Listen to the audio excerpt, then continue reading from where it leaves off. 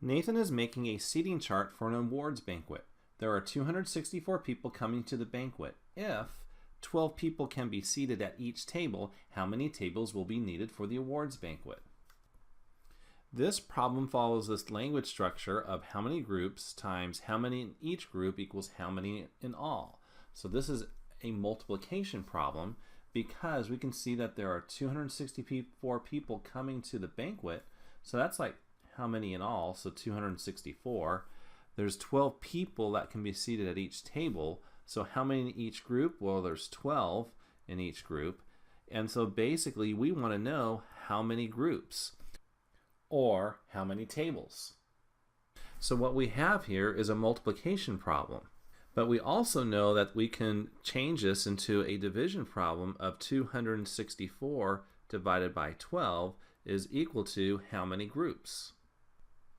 So here's a way we can visually see the problem. I'm going to use this rectangle to help represent the number of people at this banquet.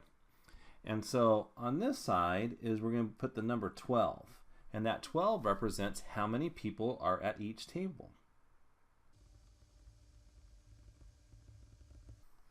The top represents how many tables.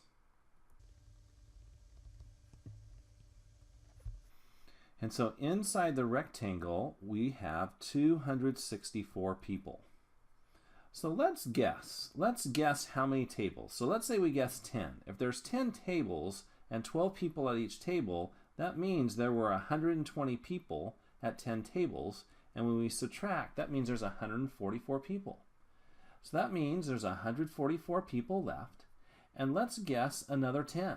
So if we guess another 10, 10 times 12 is 120. And when we subtract, we get 24. That means we have 24 people left to account for. And so what number times 12 equals 24? Well, that number's 2. So 2 times 12 is 24. When we subtract, we get 0. So how many tables? Well, if we add 10 plus 10 plus 2, we get 22. So our answer is 22.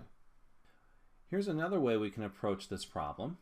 And so we know that this is a division problem where we have 264 and we're going to divide that by 12. And so again, we could guess, hey, 10 times 12 is equal to 120. And so when we subtract, we have 144, which is what we found here and there. And so let's guess another 10. So 10 times 12 is 120. And we'll subtract and get 24. And well, there's our 24 again. And here's 24. And so this time, let's go ahead and guess 2 again. 2 times 12 is 24. And we subtract, we get 0. And we can see where that 0 is here. So now if we add these three numbers right here, 10 plus 10 plus 2 is equal to 22. This is Yo-Yo Juice Sticks showing you 3 different ways to approach this problem. You may have another way, and if it makes sense and it's correct, and you can explain it to others and it makes sense to them, then you probably have a really good way to solve this problem.